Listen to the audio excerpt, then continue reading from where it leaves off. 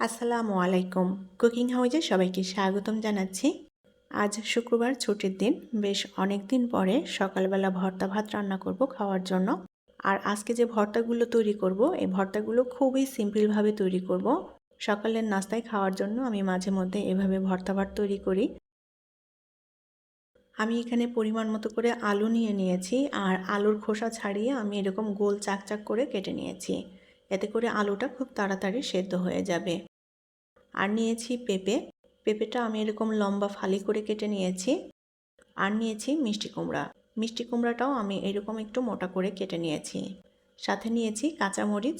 আমি আজকের ভর্তাটা কাঁচামরিচ দিয়ে তৈরি করব। যেহেতু এখানে খুবই সিম্পলভাবে ভর্তাগুলো তৈরি করব, যার কারণে শুকনো মরিচ ব্যবহার করছি না। এখন এই আলু, মিষ্টি কুমড়া, পেঁপে আমি সব কিছু ভালোভাবে সেদ্ধ করে নেব। আর সেদ্ধ করার জন্য আমি এখানে রাইস কুকারে দিয়ে দিয়েছি।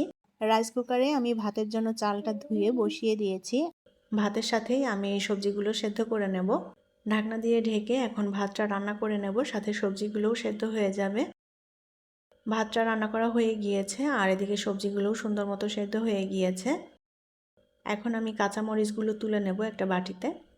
এখনও এগুলো গরম আছে, একটু ঠান্ডা হতে থাক। এদিকে আমি পেঁয়াজ মরিচটা মেখে নেব। আমি এখানে একটা পেঁয়াজ কেটে নিয়েছি, আর সেদ্ধ কাঁচামরিচগুলোও নিয়ে নিয়েছি। এখন এর মধ্যে পরিমাণ মতো করে সরিষার তেল দিয়ে দেব। এবার পরিমাণ মতো লবণ দিয়ে পেঁয়াজ এবং কাঁচামরিচটা একসাথে চটকে মেখে নেব। কাঁচামরিচের ভর্তাটা খেতে কিন্তু খুবই ভালো লাগে। কাঁচামরিচের পরিবর্তে শুকনো মরিচ দিয়েও মেখে নেওয়া যায়। পেঁয়াজ মরিচ একসাথে সুন্দর করে মেখে নিয়েছি। এখন ভর্তাগুলো বানিয়ে নেব। আমি প্রথমে মিষ্টি কুমড়ার ভর্তাটা তৈরি করে নেব। মিষ্টি কুমড়াটা খুব সুন্দর মতো সেদ্ধ হয়ে গিয়েছে। এবার এর মধ্যে দিয়ে দেব মেখে রাখা কাঁচা মরিচ। মরিচটা পরিমাণ মতো করে দিতে হবে। সামান্য একটু লবণ দিয়ে দেব। এবার ভালোভাবে চটকে মেখে নিলেই ভর্তাটা তৈরি হয়ে যাবে। খুবই সহজ একটা ভর্তা, কোনো প্রকার ঝামেলা নেই, ঝটপট করে তৈরি করে নেওয়া যায়। আমি সুন্দর করে মেখে নিয়েছি ভর্তাটা, আর মিষ্টি কুমড়ার ভর্তাটা তৈরি হয়ে গিয়েছে। এখন বানিয়ে নেব পেঁপের ভর্তা। পেঁপেটাও সুন্দর মতো সেদ্ধ হয়ে গিয়েছে। এখন পরিমাণ মতো লবণ দিয়ে আমি পেঁপেটা চটকে মেখে নেব।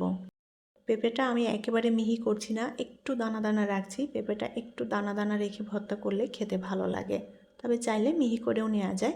এখন এর মধ্যে পরিমাণ মতো মরিচ মাখা নিয়ে নেব। খুব ভালোভাবে চটকে মেখে নিলেই ভর্তাটা তৈরি হয়ে যাবে। পেঁপে ভর্তাটাও মাখা হয়ে গিয়েছে। এখন তৈরি করে নেব আলুর ভর্তা। পরিমাণ মতো করে লবণ দিয়ে দেব, আর নিয়ে নেব মরিচ মাখা। এবার আলুটা চটকে মেখে নেব। আলুটাও আমি খুব ভালোভাবে চটকে ভর্তাটা তৈরি করে নিয়েছি।